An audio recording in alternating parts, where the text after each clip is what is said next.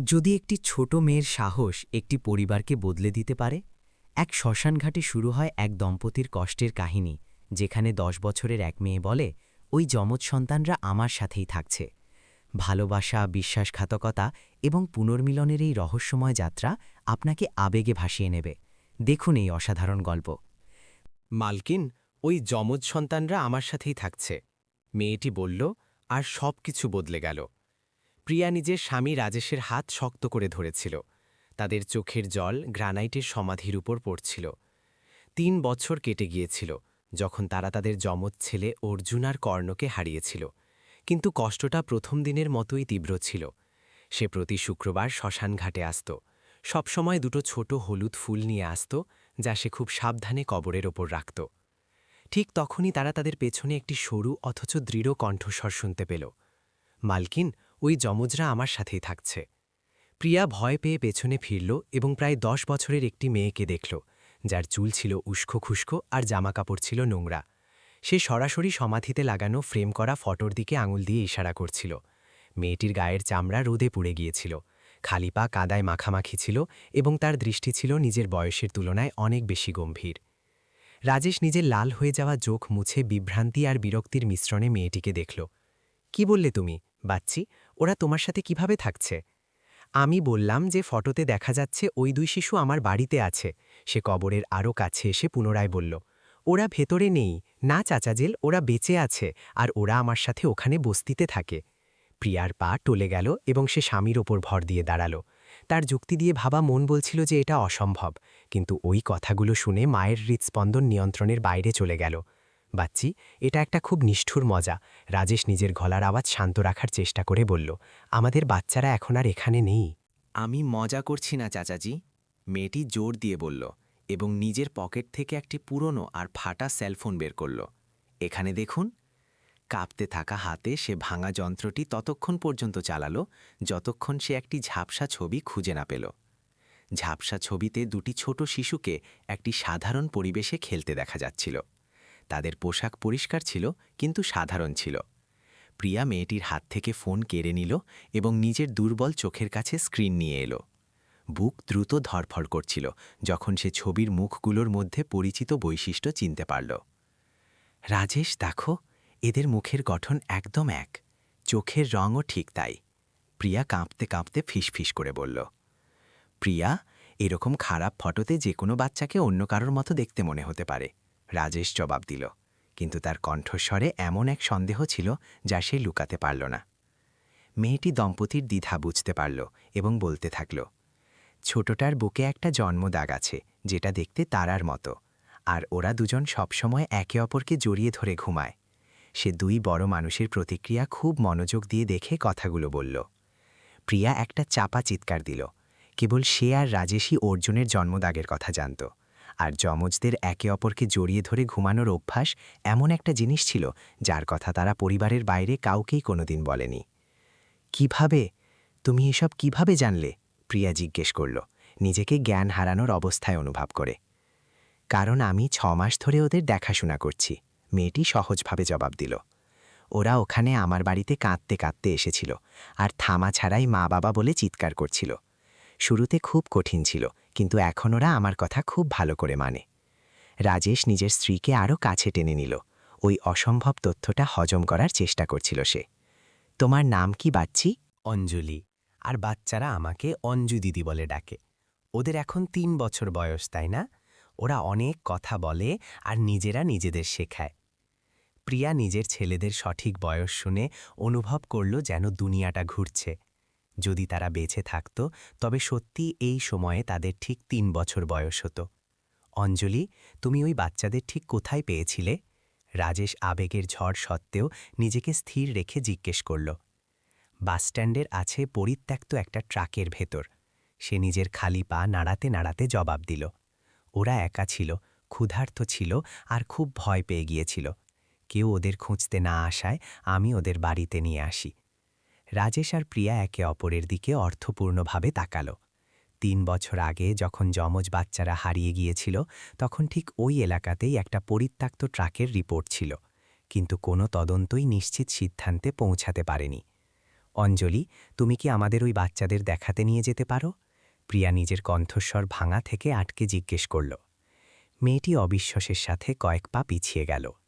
আপনারা কি পুলিশ ডাকবেন? না, আমরা কাউকে ডাকব না, রাজেশ আশ্বাস দিল। আমরা শুধু দেখতে চাই যে ওরা সত্যিই আমাদের সন্তান কিনা। আর যদি ওরা সত্যিই আপনার সন্তান হয়, তবে কি আপনারা ওদের নিয়ে যাবেন আর আমাকে একা ফেলে রেখে যাবেন? অঞ্জলি জিজ্ঞেস করল। নিজের স্পষ্ট সাহসের আড়ালে এক গভীর ভয় লুকিয়েছিল তার। প্রিয়া মেয়েটির সমান উচ্চতায় হাঁটু গেড়ে বসল। ধীরে ধীরে তার ছোট কাঁধগুলো ধরে বলল, অঞ্জলি, যদি ওরা সত্যি আমাদের বাচ্চা হয়, তবে তুমি ওদের প্রাণ বাঁচিয়েছ। আমরা এরপর তোমাকে কোনোদিন ছেড়ে থাকতে পারব না। মেয়েটি কয়েক সেকেন্ডের জন্য প্রিয়ার সত্যবাদী মুখের দিকে তাকিয়ে রইল। তারপর সে অনিচ্ছা সত্ত্বেও মাথা নেড়ে রাজি হল। ঠিক আছে, কিন্তু কথা দিন যে আপনারা ওদের ক্ষতি করবেন না আর আমাকেও মাঝপথে ছেড়ে দেবেন না। আমরা কথা দিচ্ছি, রাজেশ বলল। নিজের গলার দৃঢ়তায় সে নিজেই অবাক হয়ে গিয়েছিল। বস্তিতে পৌঁছানোর সফরটা ভিড়ঠাসা লোকাল বাসে 40 মিনিট লাগল। পথে অঞ্জলি যমজদের দেখাশোনা করার ব্যাপারে আরও অনেক বর্ণনা দিল। সে দিনে প্লাস্টিক আর কার্ডবোর্ড সংগ্রহ করার কাজ করত, আর তখন একজন বয়স্ক প্রতিবেশী বাচ্চাদের ওপর নজর রাখত। রাতে সে সবসময় কিছু খাবার নিয়ে ফিরত, যা সে কিনতে পারত বা যা তাকে কেউ দিত। আর তুমি ওদের স্নান করাও কিভাবে, জামাকাপড় বদলাও কিভাবে? প্রিয়া মেয়েটির দায়িত্ববোধ দেখে মুগ্ধ হয়ে জিজ্ঞেস করল। শান্তি কাকি আমাকে শিখিয়েছে। তার 12 জন সন্তান ছিল, আর সে বাচ্চাদের ব্যাপারে সব জানে। যখন ওরা খুব ছোট ছিল, তখনই সে আমাকে দুধের বোতল তৈরি করতে সাহায্য করেছিল। রাজেশ দেখল বাসের জানলা দিয়ে বাইরের দৃশ্য ধীরে ধীরে বদলে যাচ্ছে। কাঁচা বাড়ি, কাঁচা রাস্তা আর একটি পরিশ্রমী মানুষের ভিড় দেখা যাচ্ছিল। অঞ্জলি, তোমার কি আর কোনো আত্মীয় আছে? সে জিজ্ঞেস করল। কেবল আমার ঠাকুরমা, কিন্তু তিনি খুব অসুস্থ, তাই আমাকে তার জন্য ওষুধ আর আমাদের সবার জন্য খাবার কেনার জন্য কাজ করতে হয়। মেয়েটি নিজের কণ্ঠস্বরে একটু আত্মকরুণা না রেখে জবাব দিল। যখন তারা বাস থেকে নামল, প্রিয়া দুশ্চিন্তা আর আশায় নিজের পা কাঁপতে অনুভব করছিল। অঞ্জলি ঝুপড়ির দিকে প্রতিটি পদক্ষেপ আশা আর এক নতুন হতাশার ভয়ের মধ্যে তাদের উত্তেজনা বাড়িয়ে দিচ্ছিল। ঘরটি কাঠ আর ত্রিপল দিয়ে তৈরি একটা সাধারণ কাঠামো ছিল, কিন্তু বেশ যত্নের সাথে রাখা হয়েছিল। সামনে রঙিন কৌটো দিয়ে একটা ছোট অস্থায়ী বাগান তৈরি করা হয়েছিল, যা কয়েকটি গাছের টব হিসেবে কাজ করছিল। অর্জুন, কর্ণ! অঞ্জলি দরজার কাছে পৌঁছাতেই চিৎকার করে উঠল, তোমাদের দিদি ফিরে এসেছে। রাজেশের গায়ের রোম খাড়া হয়ে গেল যখন সে নিজের ছেলেদের নাম মেয়েটির মুখে শুনল। ঘরের ভেতর থেকে 2 ছোট বাচ্চা দৌড়ে বেরিয়ে এলো। প্রিয়া এক আবেগপূর্ণ চিৎকার চেপে নিজের হাত মুখে চাপা দিল। ওরাই ছিল, কোনো সন্দেহ ছাড়াই ওরা প্রিয়ারই সন্তান ছিল। যমজরা বড় হয়ে গিয়েছিল, ওরা লম্বা হয়েছিল আর তাদের মুখ আরও স্পষ্ট হয়েছিল।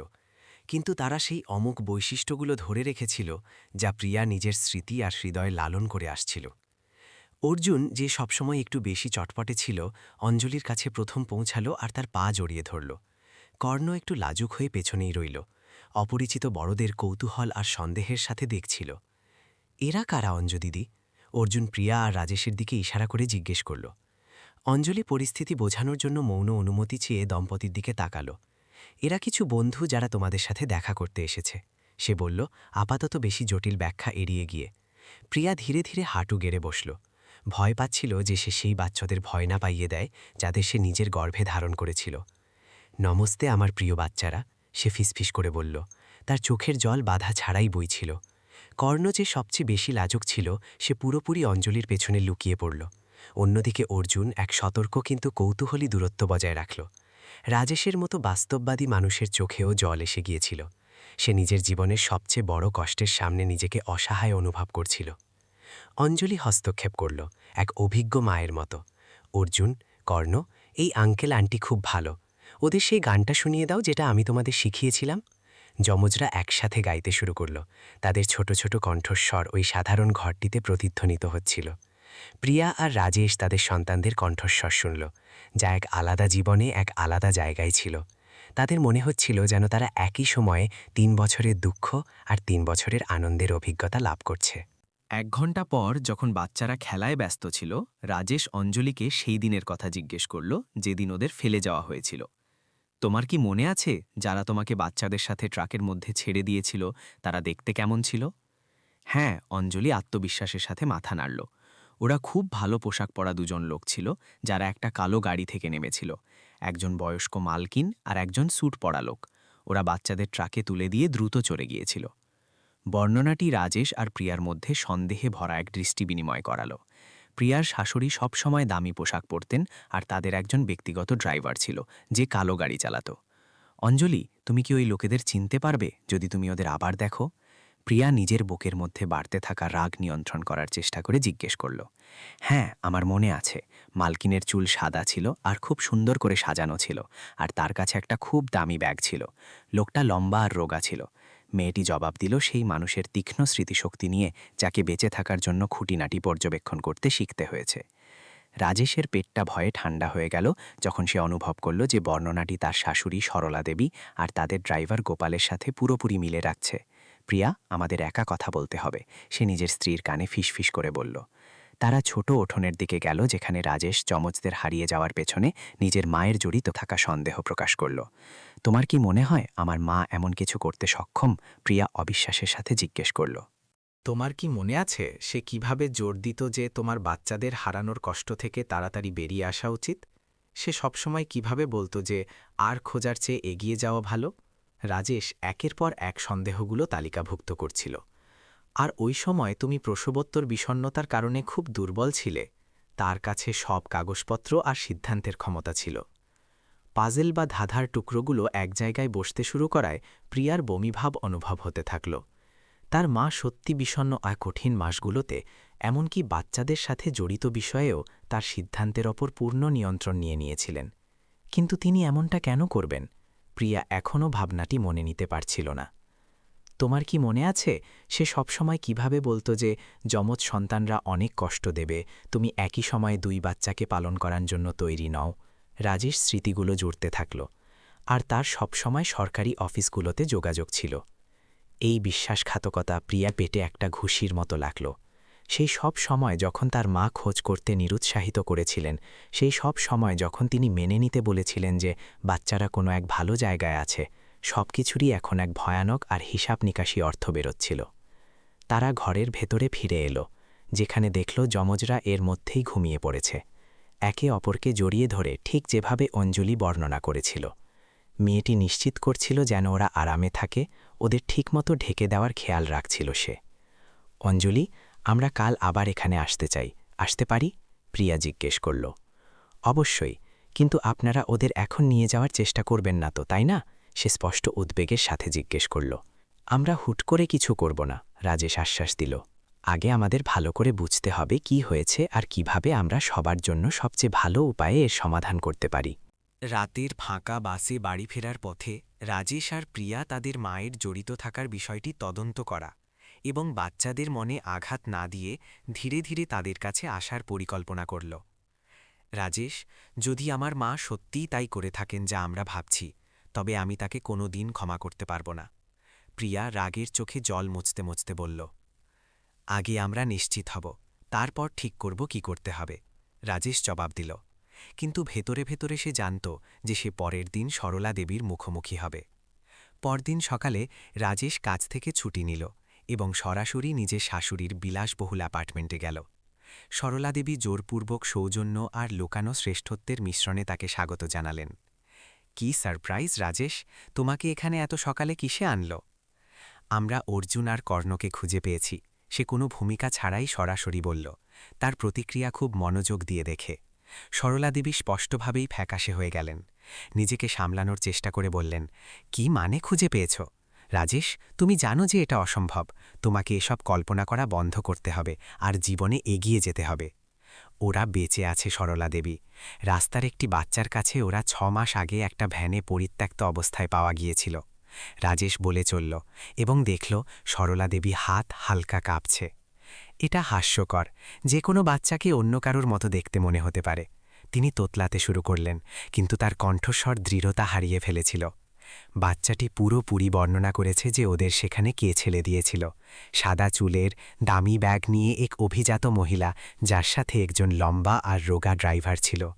রাজেশ প্রতিটি শব্দ ধীরে ধীরে বলল, নিজের শাশুড়ির চোখে ভয় বাড়তে দেখল সে। সরলা দেবী হঠাৎ সোফা থেকে উঠলেন, ঘাবড়ানো পায়ে জানলার দিকে এগিয়ে গেলেন। রাজেশ, তুমি পরিস্থিতিটা তেমনভাবে বুঝবে না যেমনটা আসলে হয়েছিল। তবে আমাকে বোঝান। সে ভেতরে ফুটতে থাকা রাগ সত্ত্বেও নিজের কণ্ঠস্বর নিয়ন্ত্রণে রেখে দাবি করল। সরলা দেবীর ঘুরে দাঁড়াতে আর রাজেশের মুখোমুখি হতে বেশ কয়েক মিনিট সময় লাগল। প্রিয়া খুব অসুস্থ ছিল, তার বিষণ্ণতা প্রতিদিন বাড়ছিল, আর তুমি সবসময় কাজে থাকতে, ওই বাচ্চাদের পর্যাপ্ত দেখাশোনা হচ্ছিল না। তার মানে এই নয় যে আপনি আমাদের জন্য সিদ্ধান্ত নেওয়ার অধিকার পেয়ে গেছেন। রাজেশ ঠান্ডা গলায় জবাব দিল। আমি তাই করেছি যা সবার জন্য ভালো ছিল, তিনি চিৎকার করে উঠলেন, শেষমেশ নিজের আসল রূপ প্রকাশ করে। আমি একটি ধনী পরিবার খুঁজে পেয়েছিলাম যারা যমজ বাচ্চাদের দত্তক নিতে চেয়েছিল। ওরা সেখানে একটি ভালো জীবন পেত, যা তোমরা কোনো দিন দিতে পারতে না। রাজেশ এত তীব্র রাগ অনুভব করল যে তাকে চেয়ারের পিঠটা শক্ত করে ধরতে হল, যাতে সে এমন কিছু না করে বসে যার জন্য পরে পস্তাতে হয়। আপনি নথিপত্র কিভাবে পেলেন? আপনি কিভাবে প্রিয়ার স্বাক্ষরজাল করলেন? সরলা দেবী প্রথমবার লজ্জায় নিচের দিকে তাকালেন। আমি ওই দপ্তরে কিছু মানুষকে চিনি। প্রিয়া এত বেশি ওষুধের ওপর ছিল যে সে খেয়ালই করেনি সে কিসে স্বাক্ষর করছে। চিকিৎসার নথিপত্রের মাঝে কিছু বাড়তি কাগজ ঢুকিয়ে দেওয়া সহজ ছিল। আর কি ভুল হয়েছিল? বাচ্চারা কেন পরিত্যক্ত হল? রাজেশ জানতে চাইল। দত্তক নেওয়া পরিবারটি শেষ মুহূর্তে বদলে গেল। ওরা বলল যে ওরা দায়িত্ব নিতে প্রস্তুত নয়। গোপালের উচিত ছিল বাচ্চাদের কোনো অনাথাশ্রমে নিয়ে যাওয়া, কিন্তু সে দ্বিধা করছিল। কিন্তু কি সরলা দেবী, আমরা ঘাবড়ে গিয়েছিলাম। যদি ওরা কোনো অফিসিয়াল অনাথাশ্রমে যেত তবে তদন্ত হতো, কাগজের সূত্র ধরে আমাদের হদিশ মিলত। গোপাল ওদের এমন জায়গায় ছেড়ে দেওয়ার পরামর্শ দিল যেখানে কেউ ওদের তাড়াতাড়ি খুঁজে নেবে আর ওদের যত্ন করবে। রাজেশ প্রতিটি সিদ্ধান্তের পেছনে থাকা হিসাব নিকাশি নির্দয়তায় ঘৃণা অনুভব করল। আপনি কি আপনার নিজের নাতিদের রাস্তায় থাকার জন্য বাধ্য করলেন কারণ আপনি নিজেকে নিয়ে চিন্তিত ছিলেন? আমি ভেবেছিলাম কোনো দায়িত্বশীল ব্যক্তি ওদের খুঁজে পাবে আর ওদের ঠিকমতো দেখাশোনা করবে। তিনি নিজেকে সঠিক প্রমাণ করার চেষ্টা করলেন। আমি কোনোদিন ভাবিনি যে এক ছোট মেয়ে তা করে দেখালো যা আপনার শুরু থেকেই করা উচিত ছিল। রাজেশ তাকে থামিয়ে দিল। সে ভালোবাসা আর নিষ্ঠার সাথে ওদের দেখাশোনা করেছে। রাজেশ, তোমাকে বুঝতে হবে যে আমি শুধু সবার ভালো চেয়েছিলাম। প্রিয়া ভেঙে পড়েছিল, তুমি ওভারলোডেড ছিলে। সবচেয়ে ভালো হতো যদি আপনি বাচ্চাদের দেখাশোনায় আমাদের সাহায্য করতেন, ওদের চুরি করাটা নয়। সে চিৎকার করে উঠল, অবশেষে নিয়ন্ত্রণ হারিয়ে। সরলা দেবী ভারী হয়ে বসে পড়লেন। কয়েক মিনিটের মধ্যেই তাকে 10 বছর বেশি বয়সী মনে হতে লাগল। আমি জানতাম না যে ওদের রাস্তায় ছেড়ে দেওয়া হয়েছে। গোপাল আমাকে বলেছিল যে ওদের এক ভালো পরিবার পেয়ে গেছে। গোপাল এখন কোথায়? রাজেশ জিজ্ঞেস করল। সে কিছু সময় পরেই শহর ছেড়ে চলে গেছে। সে বলেছিল যে সে আর এই পরিস্থিতিতে থাকতে চায় না, তিনি ফিসফিস করে বললেন। রাজেশ বুঝতে পারল তার কাছে সব প্রয়োজনীয় তথ্য চলে এসেছে। এখন তাকে ঠিক করতে হবে কিভাবে প্রিয়াকে এই প্রক্রিয়ায় পুরোপুরি ভেঙে না ফেলে এগিয়ে নিয়ে যাওয়া যায়। সরলা দেবী, আপনি এই পরিস্থিতি ঠিক করবেন।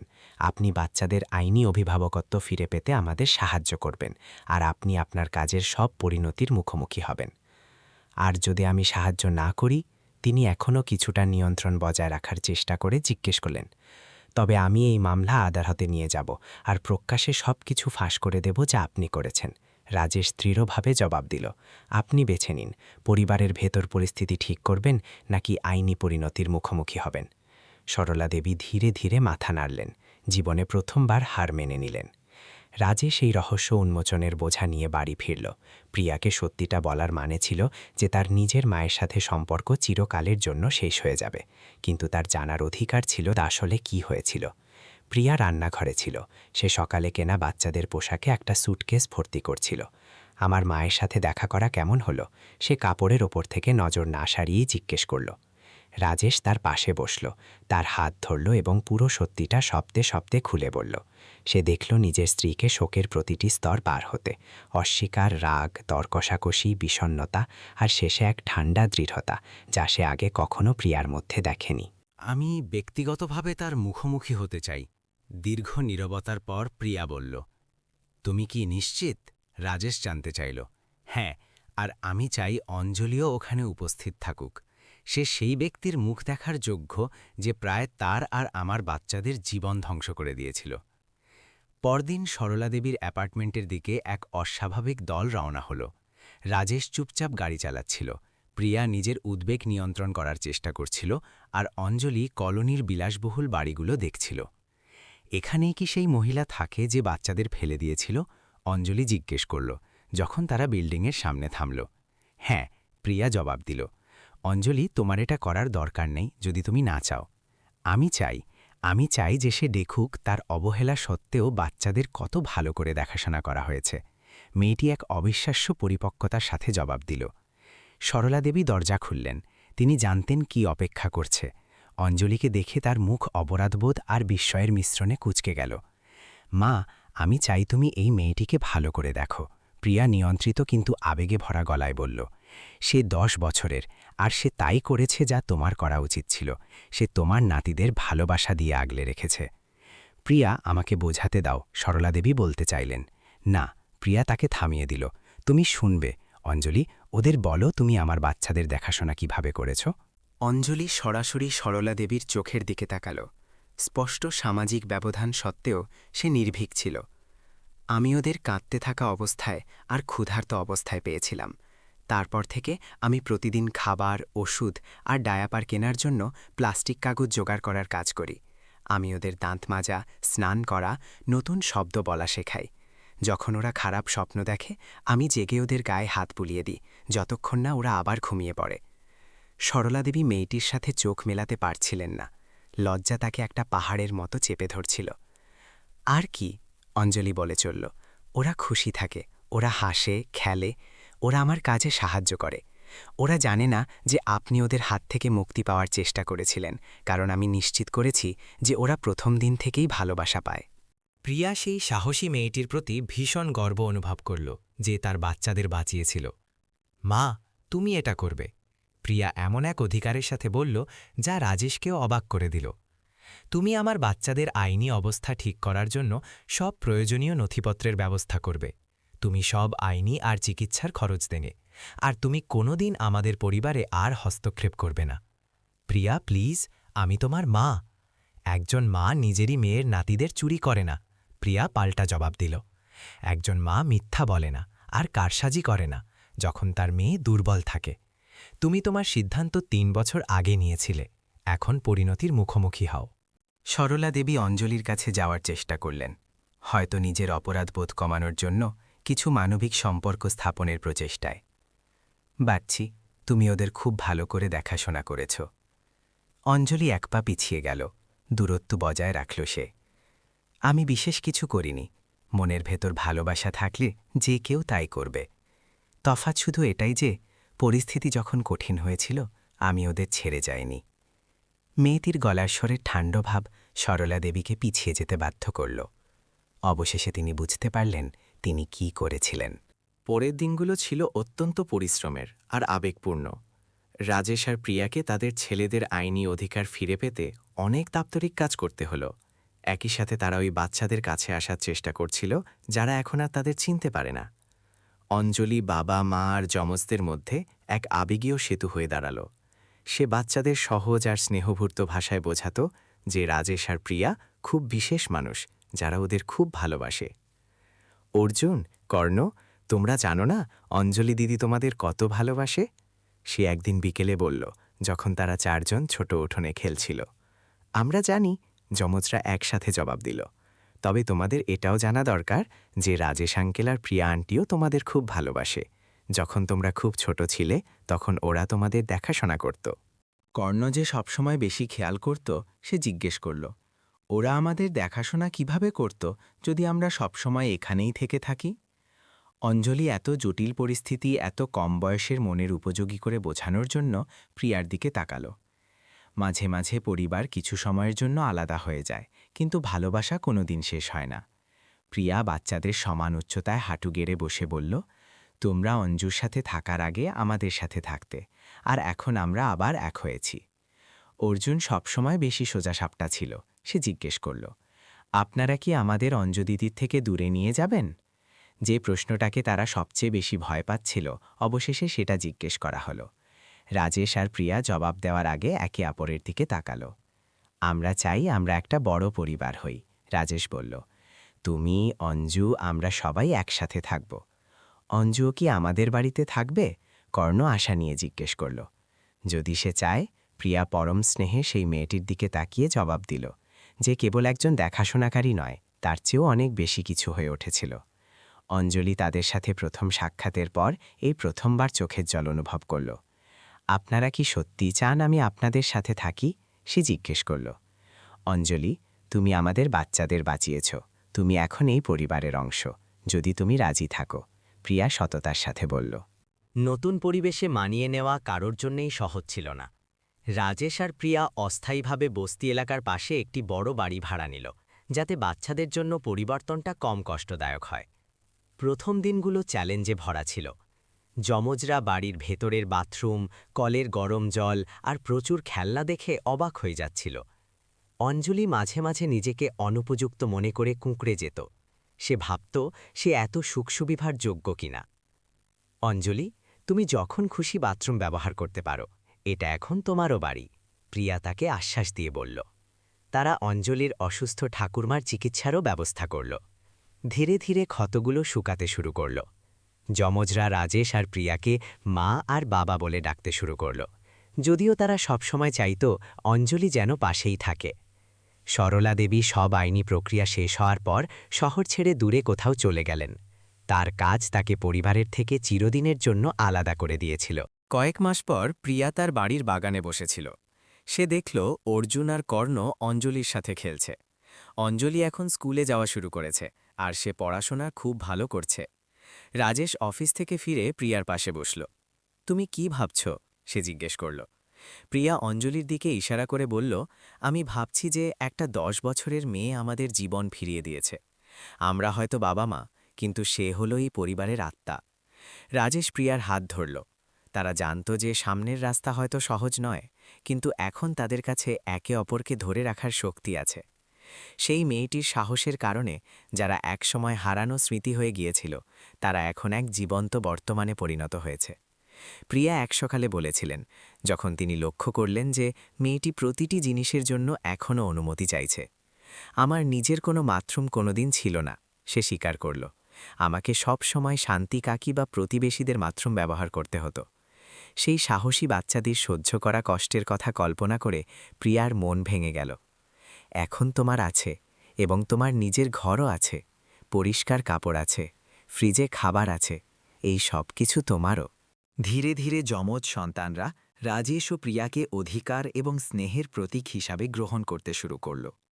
যখন তারা আঘাত পেত বা ভয় পেত, তখন তারা এখনও প্রথমে অঞ্জলির কাছেই ছুটে যেত, কিন্তু তারা তাদের জৈবিক বাবা মাকে নিজেদের খেলাধুলা এবং দৈনন্দিন কাজের মধ্যে অন্তর্ভুক্ত করতে শুরু করেছিল। নির্ধারক মুহূর্তটি এলো এক রাতে, যখন করণের একটি দুঃস্বপ্ন দেখে ঘুম ভেঙে গেল। সে কাঁদতে কাঁদতে জেগে উঠল এবং সহজাতভাবে ডাকল, মা, মা। প্রিয়া ঘরে দৌড়ে গেলেন এবং দেখলেন অঞ্জলি সেখানে বাচ্চাটিকে সান্ত্বনা দিচ্ছে। কিন্তু করণ যখন তাকে দেখল, সে তার ছোট্ট হাত দুটি প্রিয়ার দিকে বাড়িয়ে দিল।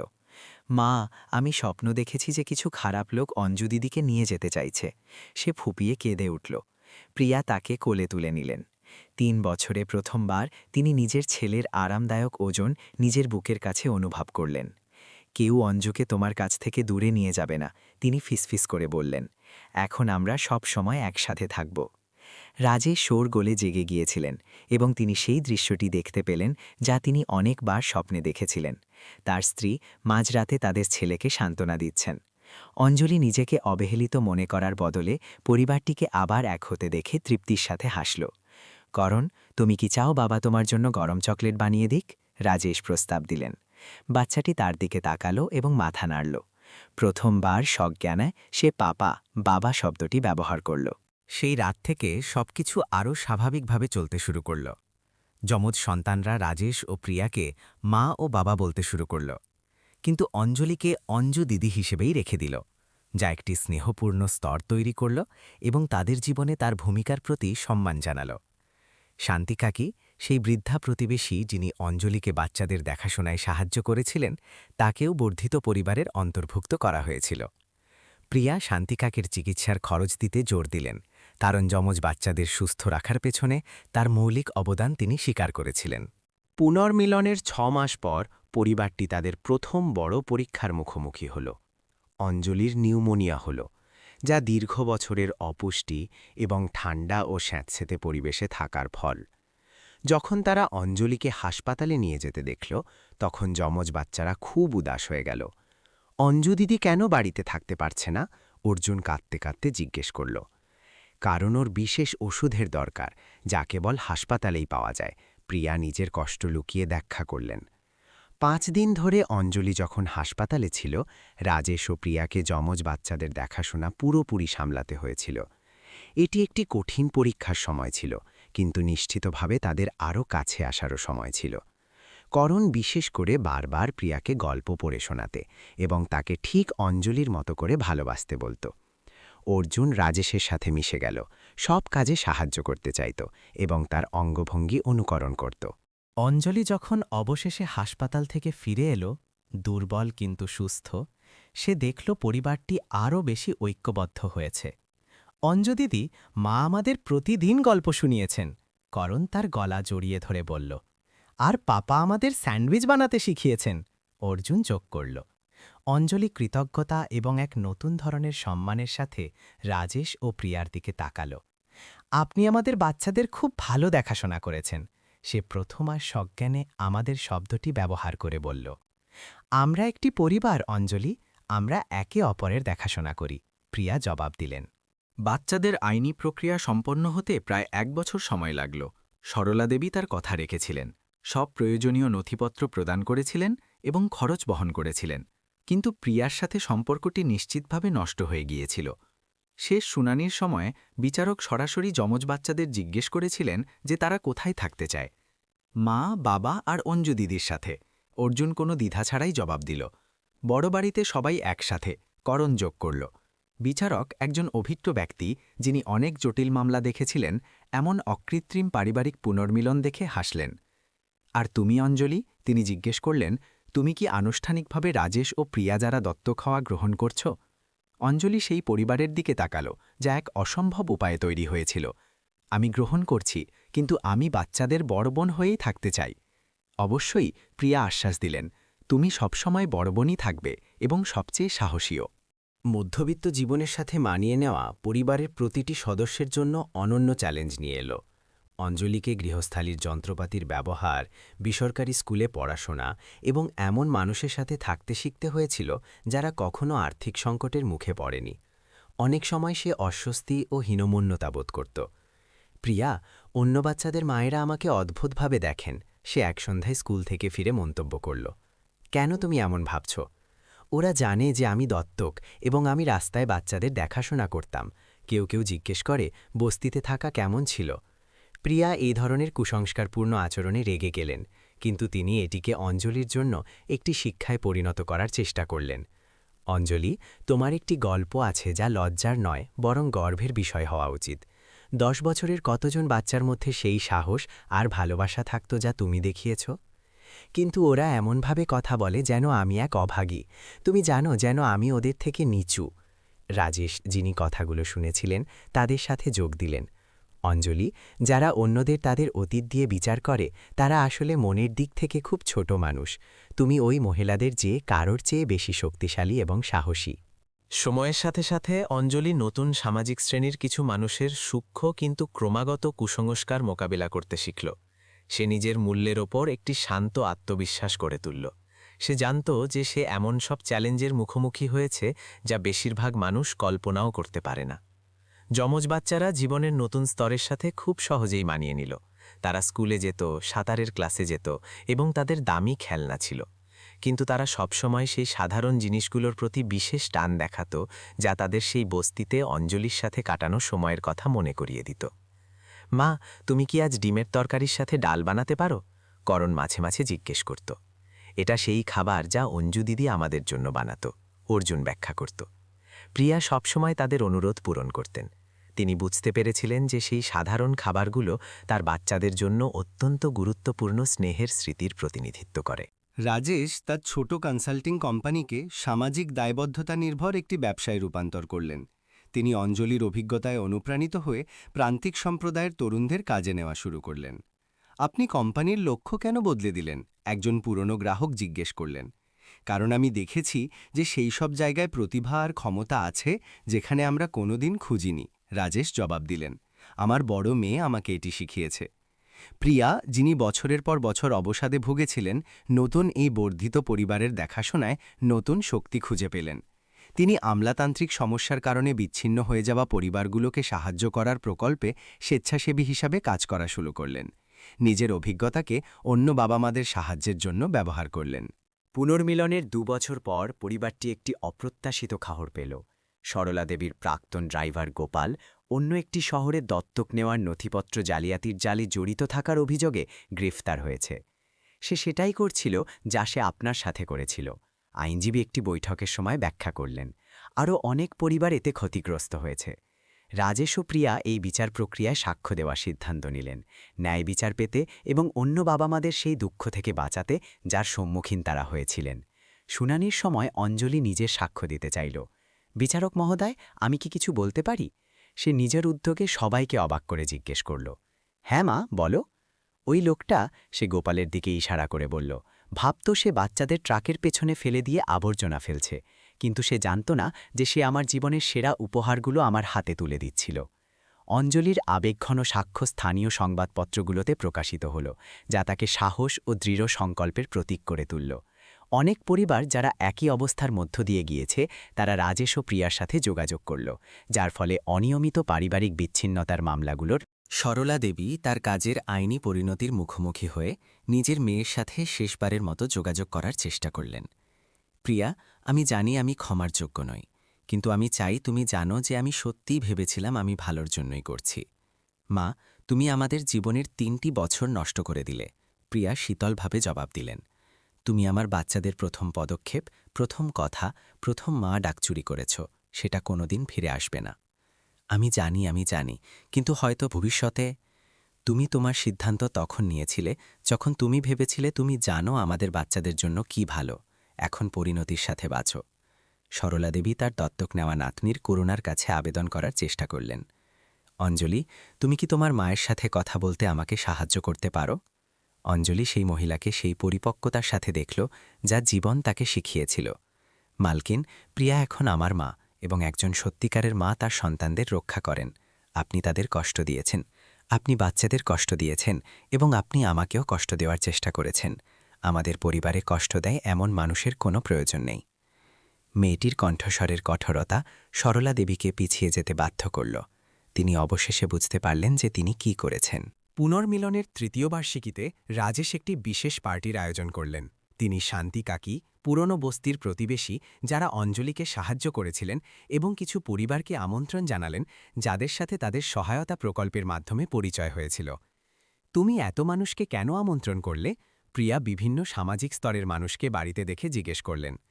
কারণ আমাদের পরিবার কেবল আমরা 4 জন নয়, আমাদের পরিবার হলো সেই সব মানুষ যারা আমাদের সাহায্য করেছে, আমাদের সমর্থন করেছেন, এবং যারা আমাদের গল্পের অংশ ছিল। পার্টির সময় অর্জুন আর করণ এখন 6 বছর বয়সে ছিল। তারা বিভিন্ন পটভূমির বাচ্চাদের সাথে স্বাভাবিকভাবে খেলছিল।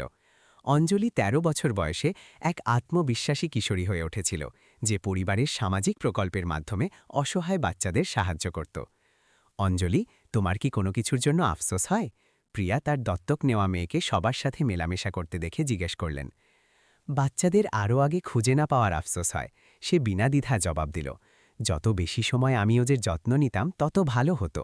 আর বাকি সব কিছু, কঠিন জীবন, কষ্টগুলো, ওগুলো আমাকে শিখিয়েছে যে আসলে কি গুরুত্বপূর্ণ। পরিবার, ভালোবাসা, একে অপরের যত্ন নেওয়া। অনেক ধনী মানুষ আছে যারা কোনো দিন এটা শেখেনি। রাজেশ কথাগুলো শুনে তার বড় মেয়ের বুদ্ধিমত্তায় দারুণ গর্ববোধ করলেন। অঞ্জলি, তুমি বড় হয়ে কি হতে চাও? আমি সেই সব বাচ্চাদের সাথে কাজ করতে চাই যারা তাদের পরিবার হারিয়েছে। আমি তাদের একটি সত্যিকারের ঘর খুঁজে পেতে সাহায্য করতে চাই। পার্টির সময় শান্তি কাকি সেই শুরুর মাসগুলোর গল্প শোনালেন, যখন অঞ্জলি বাচ্চাদের দেখাশোনা করত। আপনাদের ধারণাও নেই যে এই বাচ্চাটি কি সহ্য করেছে। তিনি ভালোবেসে অঞ্জলির দিকে ইশারা করে বললেন। আমি ওকে খুব সকালে প্লাস্টিক আর বাতিল জিনিস সংগ্রহ করতে যেতে দেখতাম। বাচ্চাদের নাস্তা দেওয়ার জন্য দৌড়ে ফিরে আসত, আবার কাজে যেত, দুপুরের খাবার দেওয়ার জন্য ফিরে আসত। ও কোনো দিন কোনো অভিযোগ করেনি। উপস্থিত একজন মহিলা জিজ্ঞেস করলেন, কখনো না? একদম না। উল্টেও বাচ্চাদের জন্য গান গাইত, খেলাধুলা করত, ওদের হাসাত, এমনকি যখনও ক্লান্তিতে মরে যাচ্ছিল তখনও। রাজেশ ও প্রিয়া একে অপরের দিকে তাকালেন। তারা আরও একবার বুঝতে পারলেন অঞ্জলি কি পরিমাণ ত্যাগ স্বীকার করেছিল। রাতে যখন সব অতিথি চলে গেল, পরিবারটি বসার ঘরে বসে দিনের গল্প করতে লাগল। পাপা, সেই গল্পটা শোনাও না, যে অঞ্জু দিদি আমাদের কিভাবে খুঁজে পেয়েছিল, করণ জিজ্ঞেস করল, যেমনটা সে সবসময় শুনতে চাইত। রাজেশ আরও একবার গল্পটা বললেন। সবসময় সেই অংশে তিনি আবেগপ্রবণ হয়ে পড়তেন, যেখানে অঞ্জলি পরিত্যক্ত দুটি বাচ্চার দেখাশোনা করার সিদ্ধান্ত নিয়েছিল, যদিও সে নিজেও তখন একটি বাচ্চা ছিল। তাই অঞ্জু আমাদের নায়িকা, তিনি শেষ করলেন, যা শুনে অঞ্জলি লজ্জায় আর গর্বে লাল হয়ে গেল। আমি কোনো নায়িকা নই, আমি সেটাই করেছি যা যে কেউ করত, সে বরাবরের মতো প্রতিবাদ করল। সবাই সেটা করে না যা তুমি করেছ, প্রিয়া গুরুত্ব দিয়ে বললেন। অধিকাংশ মানুষ পুলিশ খুঁজত বা পাশ কাটিয়ে চলে যেত। তুমি থেমেছিলে, তুমি দায়িত্ব নিয়েছিলে এবং তুমি আমাদের বাচ্চাদের প্রাণ বাঁচিয়েছ। সেই রাতে বাচ্চাদের ঘুম পাড়ানোর পর রাজেশ ও প্রিয়া কথা বলছিলেন যে তাদের জীবন কতটা বদলে গেছে। তোমার কি মনে হয় এখন আমরা আরও ভালো মানুষ? প্রিয়া জিজ্ঞেস করলেন। নিশ্চয়ই, আগে আমরা একটা বুদবুদের মধ্যে থাকতাম। আমরা ভাবতাম টাকাই সব সমস্যার সমাধান করে দেয়। অঞ্জলি আমাদের শিখিয়েছে যে ভালোবাসা আর নিবেদন যে কোনো পার্থিব জিনিসের চেয়ে অনেক বেশি দামি। আর ও আমাদের শিখিয়েছে পরিবার মানে শুধু রক্তের সম্পর্ক নয়, পরিবার হলো তারা যারা পাশে থাকার সিদ্ধান্ত নেয়, যারা যত্ন নেবার আর ভালোবাসার সিদ্ধান্ত নেয়। পুনর্মিলনের ৪র্থ বছরে পরিবারটি এক নতুন চ্যালেঞ্জের মুখে পড়ল। অঞ্জলি এখন ১৪ বছরের কিশোরী এবং সে তার নিজের জন্মপরিচয় সম্পর্কে জানতে আগ্রহী হল।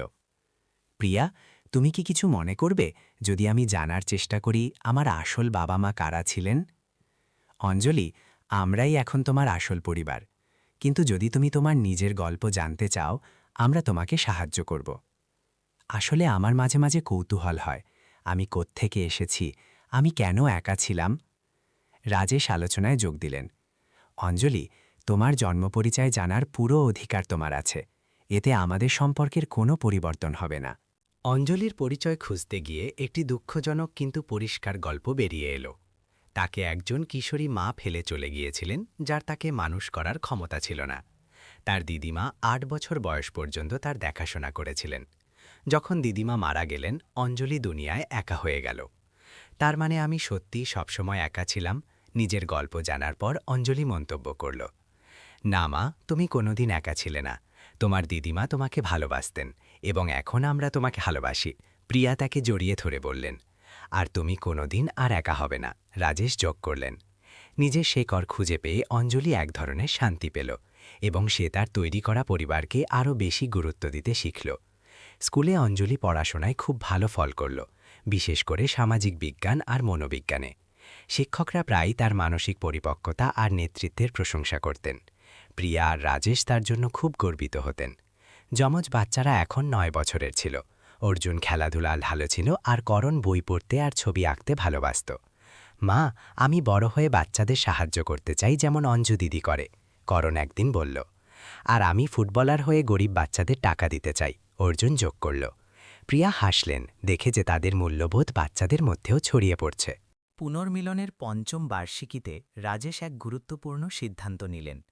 তিনি তার কোম্পানির শেয়ার বিক্রি করে দিয়ে সেই টাকা দিয়ে একটি অলাভজনক সংস্থা এনজিও তৈরি করলেন, যা পারিবারিক পুনর্মিলনের কাজ করবে। তুমি এমনটা কেন করলে? প্রিয়া অবাক হয়ে জিজ্ঞেস করলেন। কারণ আমি আমার জীবনের উদ্দেশ্য খুঁজে পেয়েছি। কত পরিবার আমাদের মতো কষ্টের মধ্য দিয়ে যাচ্ছে, কত শিশু সিস্টেমে হারিয়ে গেছে, কত অঞ্জলি আছে যারা বাচ্চাদের দেখাশোনা করছে কারণ বড়রা ব্যর্থ হয়েছে। এই সিদ্ধান্তে পরিবারের আর্থিক পরিবর্তন এলেও সবাই রাজেশকে সমর্থন করল। সংস্থাটি দ্রুত বড় হতে লাগল। প্রিয়া সেখানে মানসিক যত্ন বিভাগের পরিচালক হলেন। অঞ্জলি সপ্তাহান্তে সেখানে স্বেচ্ছাসেবী হিসেবে কাজ করতে শুরু করল। তার অভিজ্ঞতা আতঙ্কিত বাচ্চাদের সাথে কথা বলতে খুব কাজে লাগত। সে তাদের বিশ্বাস জয় করতে পারত। তুমি তোমার ভাইয়ের দেখাশোনা একা কিভাবে করলে? একদিন ৮ বছরের একটি মেয়ে ভ্যালেরিয়া অঞ্জলিকে জিজ্ঞেস করল। কারণ আমি ওদের যে কোনো কষ্টের চেয়ে বেশি ভালোবাসতাম, অঞ্জলি জবাব দিল। আর তোমার আসল বাবা মা কি ফিরে এসেছিলেন? হ্যাঁ, এসেছিলেন। আর এখন আমরা আরও বড় আর শক্তিশালী পরিবার। রাজেশের সংস্থা ১ বছরে ৪০টি পরিবারকে এক করতে সফল হওয়ায় জাতীয় স্বীকৃতি পেল। সাংবাদিকরা যখন তাকে বিশেষজ্ঞ বললেন, রাজেশ বললেন, আসল বিশেষজ্ঞ আমার মেয়ে অঞ্জলি। সেই আমাকে শিখিয়েছে একটি পরিবারের জন্য হার না মানার শিক্ষা। যমজ বাচ্চারা এখন 15 বছরের কিশোর। তারা স্কুলের মাধ্যমে প্রচার চালিয়ে সংস্থার জন্য তহবিল সংগ্রহ করতে শুরু করল। অঞ্জলি মনোবিজ্ঞানে স্নাতক গ্র্যাজুয়েশন শেষ করল। তার সমাবর্তন অনুষ্ঠানে পুরো পরিবার উপস্থিত ছিল, এমনকি শান্তি কাকিও ছিলেন। অঞ্জলি তার বক্তৃতায় বলল, 10 বছর আগে আমি রাস্তার একটি শিশু ছিলাম যে 2টি পরিত্যক্ত বাচ্চা খুঁজে পেয়েছিল। আজ আমি একজন স্নাতক মনোবিজ্ঞানী। আমার একটি পরিবার আছে যারা আমাকে ভালোবাসে। এটা সম্ভব হয়েছে কারণ কিছু মানুষ বিশ্বাস করেছিলেন যে প্রতিটি শিশু ভালোবাসা পাওয়ার যোগ্য। অঞ্জলি এখন পেশাদারভাবে রাজেশের সংস্থায় কাজ করতে শুরু করেছে। তার প্রথম কেসটি ছিল একদম তার নিজের গল্পের মতো। একটি 9 বছরের মেয়ে তার ছোট ভাইয়ের দেখাশোনা করছে। অঞ্জলি মেয়েটিকে বলল, তুমি কি খুব ক্লান্ত বোধ করো? হ্যাঁ, কিন্তু ও যখন আমার দিকে তাকিয়ে হাসে আমি সব ক্লান্তি ভুলে যাই। অঞ্জলি হাসল। সে জানত এই হাসির মানে কি। পরিবারটি বুঝতে পারল যে জীবন তাদের যে কষ্ট দিয়েছিল তা আসলে তাদের অন্য অনেক মানুষকে সাহায্য করার জন্য প্রস্তুত করেছিল। তারা এখন এক সুখী, পরিপূর্ণ এবং সার্থক পরিবার। পুনর্মিলনের 10ম বার্ষিকীতে পরিবারটি আরও বড় একটি উৎসবের আয়োজন করল। এইবার 200রও বেশি মানুষ এতে অংশ নিয়েছিলেন, যাদের মধ্যে ছিল সংগঠনের মাধ্যমে পুনরায় একত্রিত হওয়া পরিবার, সামাজিক ক্ষেত্রের পেশাদার ব্যক্তি, স্থানীয় কর্মকর্তা এবং আন্তর্জাতিক সংগঠনের প্রতিনিধিরা। 10 বছর আগে এক সাহসী মেয়ে আমার ছেলেদের বাঁচিয়েছিল, রাজেশ তার শুরুর ভাষণে বলল। আজ শত শত পরিবার একসাথে আছে, কারণ সে আমাদের শিখিয়েছিল যে যাদের আমরা ভালোবাসি তাদের বিষয়ে আমাদের কখনো হাল ছাড়া উচিত নয়। অঞ্জলি এখন 21 বছরের তরুণী এবং তাকে এই অঞ্চলের অন্যতম প্রতিভাবান তরুণ মনোবিজ্ঞানী হিসেবে গণ্য করা হতো। তাকে একটি স্মারক পট্টিকা দিয়ে সম্মানিত করা হলো। অঞ্জলি, আপনি কি কিছু বলতে চাইবেন? অনুষ্ঠানের উপস্থাপক জিজ্ঞাসা করলেন। সে মঞ্চে উঠে ভিড়ের দিকে তাকালো, সেই সব মানুষের মুখের দিকে তাকিয়ে যাদের জীবন তার গল্পের মাধ্যমে অনুপ্রাণিত হয়েছিল। সে বলল, 10 বছর আগে আমি ভাবতাম যে আমি 2টি বাচ্চাকে বাঁচাচ্ছি। বাস্তবে ওরাই আমাকে বাঁচিয়েছিল। ওরা আমাকে একটি পরিবার আর একটি উদ্দেশ্য দিয়েছিল এবং আমাকে শিখিয়েছিল যে ভালোবাসা হলো এই পৃথিবীর সবচেয়ে শক্তিশালী শক্তি। তার ভাষণটি অনেকবার আবেগঘন করতালির মাধ্যমে বাধাগ্রস্ত হল। দর্শকদের মধ্যে শত শত মানুষ তাদের বিচ্ছেদ এবং পুনর্মিলনের যাত্রার কথা মনে করে কাঁদছিল। আজ আমি একটি নতুন ঘোষণা করতে চাই, অঞ্জলি চালিয়ে গেল। আমরা আশাপ্রিয়া ফাউন্ডেশন গঠন করছি, যা সংঘাত, প্রাকৃতিক দুর্যোগ এবং প্রতিকূল পরিস্থিতির কারণে বিচ্ছিন্ন হয়ে যাওয়া পরিবারগুলোকে আন্তর্জাতিক স্তরে পুনরায় একত্রিত করার কাজ করবে। এই ঘোষণা রাজেশ ও প্রিয়াকেও অবাক করে দিল, যারা তাদের মেয়ের এই পরিকল্পনা সম্পর্কে জানতেন না। দর্শকদের করতালির শব্দ অনেক মিনিট ধরে চলল। ঘটনার পর অনেক দেশের সাংবাদিকরা আন্তর্জাতিক ফাউন্ডেশনের পরিকল্পনা নিয়ে অঞ্জলির সাক্ষাৎকার নিলেন। ডাক্তার অঞ্জলি, আপনি আন্তর্জাতিক স্তরে কাজ বাড়ানোর সিদ্ধান্ত কেন নিলেন? কারণ পারিবারিক বিচ্ছিন্নতা একটি বিশ্বব্যাপী সমস্যা। প্রতিটি মহাদেশেই হারিয়ে যাওয়া শিশু এবং ভেঙে যাওয়া পরিবার আছে। যদি আমাদের পদ্ধতিগুলো সাহায্য করতে পারে তবে সেগুলো ভাগ করে নেওয়া আমাদের দায়িত্ব। আর আপনার মেয়ে আশাপ্রিয়া কেমন বোধ করছে যে এই ফাউন্ডেশনের নামের অনুপ্রেরণা? আশা এখনও অনেক ছোট এটি পুরোপুরি বোঝার জন্য, কিন্তু সে এটা জেনেই বড় হচ্ছে যে ভালো কাজ করা জীবনের সবচেয়ে গুরুত্বপূর্ণ বিষয়। আমি আশা করি সে একদিন এত গুরুত্বপূর্ণ একটি কাজে নিজের নাম দেওয়ার জন্য গর্ববোধ করবে। আশাপ্রিয়া ফাউন্ডেশন আনুষ্ঠানিকভাবে 6 মাস পর লঞ্চ করা হয়েছিল, যার সদর দপ্তর ছিল ভারতে এবং 10টি দেশে অফিস ছিল। অঞ্জলি আন্তর্জাতিক পরিচালক হয়ে গেল। পারিবারিক পুনর্মিলন কর্মসূচি বাস্তবায়ন করার জন্য সে সারা বিশ্বে ভ্রমণ করছিল। আফ্রিকা ভ্রমণের সময় তার দেখা হলো 11 বছরের আমার আশাতি, যে তার 4 ছোট ভাইয়ের দেখাশোনা করছিল। একটি গৃহযুদ্ধের সময় তাদের বাবা মা নিখোঁজ হয়ে গিয়েছিল। তুমি ওদের সবার যত্ন একাই কিভাবে করো? অঞ্জলি অনুবাদকের মাধ্যমে জিজ্ঞাসা করল। ওরা আমার পরিবার, আমাকে ওদের খেয়াল রাখতেই হবে, আমারা জবাব দিল। প্রায় একই শব্দ ব্যবহার করল যা অঞ্জলি 21 বছর আগে করেছিল। আমারার সাথে কাজ করতে গিয়ে অঞ্জলির মনে তীব্র স্মৃতির ঢেউ উঠল। সে তার মধ্যে 10 বছরের নিজেকে দেখতে পেল, এক ছোট মেয়ে যে কেবল ভালোবাসার টানে পাহাড় সম দায়িত্ব কাঁধে তুলে নিয়েছে। আমারা, তুমি অনেক সাহসী, কিন্তু তোমার এই সবটা একাই সামলানো উচিত নয়, অঞ্জলি বলল। কিন্তু আমি যদি ওদের যত্ন না নিই তবে কে করবে? মেয়েটি জিজ্ঞাসা করল। প্রশ্নটি অঞ্জলির হৃদয়ে প্রতিধ্বনিত হল, যা তাকে নিজের সেই ভয় আর অনিশ্চয়তার কথা মনে করিয়ে দিল যখন সে যমজ বাচ্চাদের যত্ন নেওয়ার সিদ্ধান্ত নিয়েছিল। আমারার সাথে কাজ করে তাকে এবং তার ভাইদের সেই সব আত্মীয়দের সাথে পুনরায় মিলিয়ে দেওয়া হলো যাদের মৃত বলে ধরে নেওয়া হয়েছিল, কিন্তু তারা 200 কিলোমিটার দূরে একটি শরণার্থী শিবিরে জীবিত ছিল। অঞ্জলি দিদি, আপনি সেই পরী ছিলেন যিনি আমাদের পরিবারকে ফিরিয়ে আনলেন, পুনর্মিলনের দিন আমারা বলল। আমারা, তুমি আমার এখানে আসার অনেক আগে থেকেই নিজের পরিবারের পরী ছিলে, অঞ্জলি আবেগ আপ্লুত হয়ে জবাব দিল। আমারার মতো কেস বাড়তে থাকল।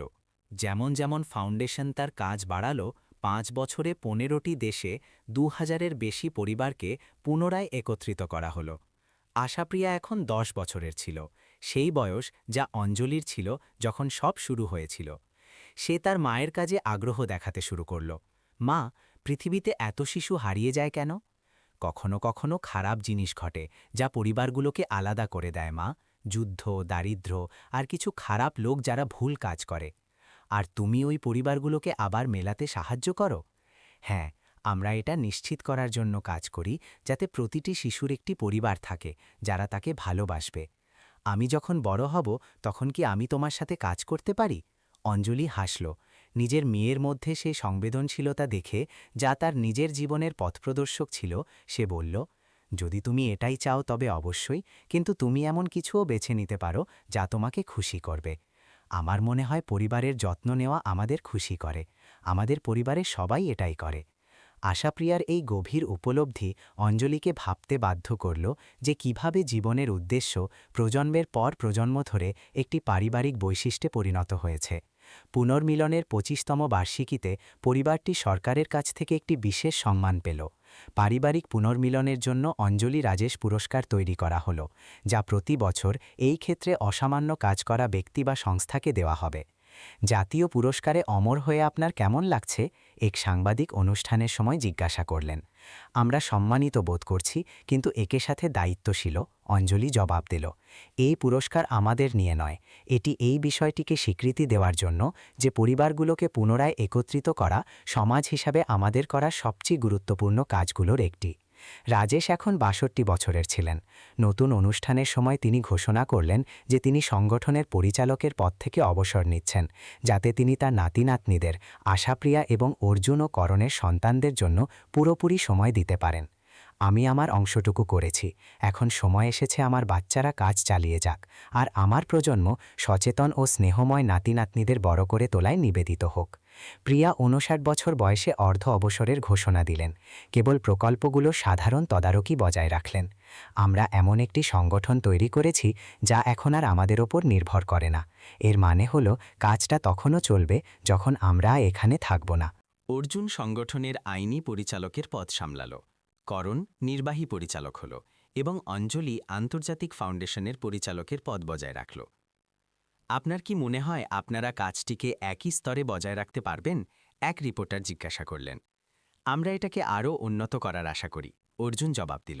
আমরা ছোটবেলা থেকে এই কাজ দেখে বড় হয়েছি, এটি আমাদের ডিএনএতে আছে এবং আমাদের নিজেদের অভিজ্ঞতা থেকে পাওয়া শিক্ষা আছে যে পরিবার থেকে আলাদা হওয়া এবং পুনরায় মিলিত হওয়ার মানে কি। করণ যোগ করল, প্রজন্মগত এই পরিবর্তন ছিল সহজ এবং স্বাভাবিক। সেই বাচ্চারা যাদের এক রাস্তার মেয়ে বাঁচিয়েছিল তারা পারিবারিক পুনর্মিলনের জাতীয় নেতায় পরিণত হল। আশাপ্রিয়া এখন 15 বছরের ছিল। স্কুলের ছুটির সময় সে পরিবারের প্রকল্পগুলোতে সক্রিয়ভাবে অংশ নিতে শুরু করল। সে বিশেষ করে সেই সব কিশোর কিশোরীদের সাথে কাজ করতে প্রতিভা দেখালো যারা ছোট ভাই বোনদের জন্য সময়ের আগে দায়িত্ব কাঁধে তুলে নিয়েছিল।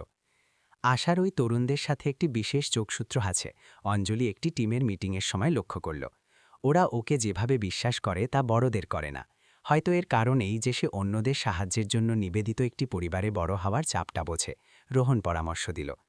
কিশোর যত্নকারীদের জন্য একটি গ্রুপ থেরাপি সেশনের সময় আশাপ্রিয়া নিজের অভিজ্ঞতার কথা বলল। আমি এমন একটি পরিবারে বড় হয়েছি যেখানে সবাই অন্য পরিবারগুলোকে একসাথে আনার জন্য কাজ করে। কখনো কখনো এটি অনেক বড় বোঝা মনে হয়, কারণ আমরা জানি যে অনেক মানুষ আমাদের কাজের ওপর নির্ভর করে, কিন্তু এটি খুব বিশেষও বটে, কারণ আমরা প্রতি সপ্তাহে অলৌকিক কিছু ঘটতে দেখি। আর আপনারা কি কখনো এত সমস্যায় ক্লান্ত হয়ে যান না? এক 16 বছরের ছেলে জিজ্ঞাসা করল যে তার 3 ভাইয়ের যত্ন নিত। হ্যাঁ, আমরা ক্লান্ত হই। আমার মা কখনো কখনো কান্নাকাটি করেন যখন কোনো কেস ঠিক হয় না। আমার কাকারা কখনো কখনো আমলাতান্ত্রিক জটিলতায় হতাশ হয়ে যান। কিন্তু আমরা কখনো হাল ছাড়ি না, কারণ আমরা জানি যে অন্য প্রান্তে পরিবারগুলো আছে যারা একসাথে ফিরে আসার অপেক্ষায় আছে। আশাপ্রিয়ার এই মানসিক পরিপক্কতা টিমের সবচেয়ে অভিজ্ঞ চিকিৎসকদেরও অবাক করে দিল। পুনর্মিলনের ৩০তম বার্ষিকীতে পরিবারটি এক ভিন্ন ধরনের উৎসবের আয়োজন করল। বড় কোনো জনসভার পরিবর্তে তারা সেই শ্মশান ঘাটে একটি ঘরোয়া সভার আয়োজন করল, যেখানে সব শুরু হয়েছিল। কেবল মূল পরিবারের সদস্যরাই সেখানে উপস্থিত ছিলেন। রাজেশ ও প্রিয়া এখন ৭ নাতি-নাতনির দাদা-দাদি। অঞ্জলি ও রোহন তাদের মেয়ে আশাপ্রিয়ার সাথে, যে এখন ২০ বছরের এবং মনোবিজ্ঞান নিয়ে পড়াশোনা করছিল। অর্জুন ও তার স্ত্রী ২ সন্তান নিয়ে, করণ ও তার স্ত্রী ৩ সন্তান নিয়ে, এবং শান্তি কাকি এখন ৯৫ বছরের। তিনি হুইলচেয়ারে ছিলেন কিন্তু এখনও সজাগ এবং স্নেহময়ী। ৩০ বছর। রাজেশ সেই সমাধিটির দিকে তাকিয়ে বললেন, যা এখন কেবল একটি স্মারক হিসেবে ছিল। কে কল্পনা করেছিল? এক সাহসী মেয়ে কল্পনা করেছিল। প্রিয়া অঞ্জলিকে দেখে হাসতে হাসতে জবাব দিলেন, আমি এগুলোর কিছুই কল্পনা করিনি। অঞ্জলি প্রতিবাদ করল, আমি কেবল ওই বাচ্চাদের একা ছেড়ে দিতে পারতাম না। আর ঠিক এই কারণেই সবকিছু ঠিক হয়ে গেল। অর্জুন বলল যে এখন ৪৩ বছরের। তুমি ফলাফলের কথা ভাবনি। তুমি কেবল ভালোবেসেছিলে, আর তুমি ভালোবাসা চালিয়ে যাচ্ছ। করণ কথাটি শেষ করল। তুমি হাজার হাজার পরিবারকে বাঁচিয়েছ, কিন্তু তুমি এখনও প্রতিটি কেসকে প্রথম কেসের মতোই গুরুত্ব দাও। আশাপ্রিয়া, যে মনোবিজ্ঞানে তার মায়ের পথ অনুসরণ করার সিদ্ধান্ত নিয়েছিল, কিন্তু বাল্যকালীন ট্রমা নিয়ে বিশেষজ্ঞ হতে চেয়েছিল, সে নতুন প্রজন্মের দৃষ্টিভঙ্গি যোগ করল। দাদা রাজেশ, দাদি প্রিয়া, আপনাদের কি মনে হয় আমাদের পরিবার পৃথিবীকে বদলে দিয়েছে, নাকি পৃথিবী আমাদের পরিবারকে বদলে দিয়েছে? রাজেশ ও প্রিয়া তাদের নাতনির এই গভীর প্রশ্নের ওপর বিচার করতে করতে একে অপরের দিকে তাকালেন। আমার মনে হয় এটি পারস্পরিক ছিল, প্রিয়া জবাব দিলেন। আমরা পৃথিবীর কিছু জিনিস বদলেছি, কিন্তু পৃথিবী অবশ্যই আমাদের বদলে দিয়েছে। আর সবচেয়ে গুরুত্বপূর্ণ বিষয় হল, রাজেশ যোগ করলেন, সেই পরিবর্তন এখনও ঘটছে। তুমি এবং নতুন প্রজন্মকে এমন সমস্যার মোকাবিলা করতে হবে যা আমরা কল্পনাও করিনি, এবং তোমাদের নতুন সমাধান বের করতে হবে, কিন্তু সবসময় একই মূলনীতির সাথে। অঞ্জলি বলল, একটি পরিবারের বিষয়ে কখনো হাল ছেড়ো না। কখনো মেনে নিও না যে একটি শিশু একা থাকবে। সবসময় বিশ্বাস রেখো যে ভালোবাসা একটি পথ খুঁজে বের করবেই। শান্তি কাকি, যিনি আলোচনার সময় চুপ ছিলেন, তিনি কথা বলার অনুমতি চাইলেন। আমি কি কিছু বলতে পারি? আমার পরিবার? অবশ্যই শান্তি দাদি, সবাই একসাথে জবাব দিল। আমি অনেক কিছু দেখেছি। আমি অনেক খারাপ জিনিস আর অনেক ভালো জিনিস দেখেছি, কিন্তু আমি এই পরিবারে থাকা ভালোবাসার সমান কিছু দেখিনি। তোমরা একটি ট্র্যাজেডি নিয়ে তাকে আশীর্বাদে বদলে দিলে। তোমরা কষ্ট নিয়ে তাকে নিরাময়ে বদলে দিলে। তোমরা বিচ্ছিন্নতা নিয়ে তাকে মিলনে বদলে দিলে। বৃদ্ধার কণ্ঠ আবেগে কেঁপে গেল। আর সবচেয়ে সুন্দর ব্যাপার হল, তোমরা কখনো অন্য মানুষকে সেই পরিবর্তন করতে সাহায্য করা বন্ধ করনি। তোমরা সুখকে শুধু নিজেদের জন্য রাখনি, তোমরা এটিকে সারা বিশ্বের সাথে ভাগ করে নিয়েছ। সেই পারিবারিক বৃত্তে কারোর চোখ শুকনো ছিল না। ৩০ বছরের যাত্রা, সংগ্রাম, জয়, বৃদ্ধি আর ভালোবাসা, সবকিছু এক নারীর সরল কিন্তু গভীর জ্ঞানের মাধ্যমে সংক্ষেপে উঠে এলো, যিনি শুরু থেকেই সবকিছুর সাক্ষী ছিলেন। শান্তি দাদি, বাচ্চারা যখন ছোট ছিল তখন ওদের যত্নে সাহায্য করার জন্য ধন্যবাদ। অঞ্জলি বৃদ্ধার কুচকানো হাত ধরে বলল, বাচ্চা, আমাকে একটি পরিবার দেওয়ার জন্য ধন্যবাদ। আমি শুধু এক একাকী বৃদ্ধা ছিলাম। এখন আমার ছেলে মেয়ে, নাতি নাতনি আর তাদের ছেলে মেয়েরাও আছে। আমার এক মস্ত বড় পরিবার আছে যারা আমাকে ভালোবাসে। আমরা আপনাকে ভালোবাসি দাদি, আশাপ্রিয়া তার পালিত পর্দাতির কোপালে চুমু খেয়ে বলল। যেমন যেমন শ্মশানঘাটে সূর্য ডুবছিল, পরিবারটি সেখানেই রয়ে গেল, শোকে নয় বরং কৃতজ্ঞতায়। সেই যাত্রার জন্য কৃতজ্ঞতা যা তারা একসাথে পার করেছে, সেই চ্যালেঞ্জগুলোর জন্য যা তাদের শক্তিশালী করেছে, সেই খুশির মুহূর্তগুলোর জন্য যা তারা ভাগ করে নিয়েছে, এবং সেই নিশ্চয়তার জন্য যে যেই ভালোবাসা তাদের ঐক্যবদ্ধ করেছে তা পরবর্তী প্রজন্মের মাধ্যমে বহুগুণ বেড়ে চলতেই থাকবে। তাহলে প্রিয় শ্রোতা, ভালোবাসা, ক্ষতি এবং পুনর্মিলনের এই অবিশ্বাস্য যাত্রা আপনাদের কেমন লাগলো? আপনি যদি অঞ্জলি হতেন তবে কেমন বোধ করতেন? এত কম বয়সে এত দায়িত্ব নেওয়া? বা আপনি যদি রাজেশ এবং প্রিয়া হতেন, এটা জেনে যে আপনাদের নিজেদের পরিবারেরই কেউ আপনাদের সাথে বিশ্বাসঘাতকতা করেছে? আমাদের কমেন্টে আপনাদের মতামত জানান। আপনাদের সততা আমাদের সবসময় অনুপ্রাণিত করে। আপনার কি মনে হয় প্রিয়া নিজের মাকে ক্ষমা করার সিদ্ধান্ত সঠিক ছিল? যদি এই গল্পটি আপনার হৃদয় ছুঁয়ে থাকে তবে লাইক দিন এবং সবচেয়ে গুরুত্বপূর্ণ বিষয় চ্যানেলটি সাবস্ক্রাইব করুন, যাতে আপনি আমাদের তৈরি করা অন্য সব আবেগঘন গল্প মিস না করেন। আপনার সঙ্গ আমাদের জন্য অনেক মূল্যবান।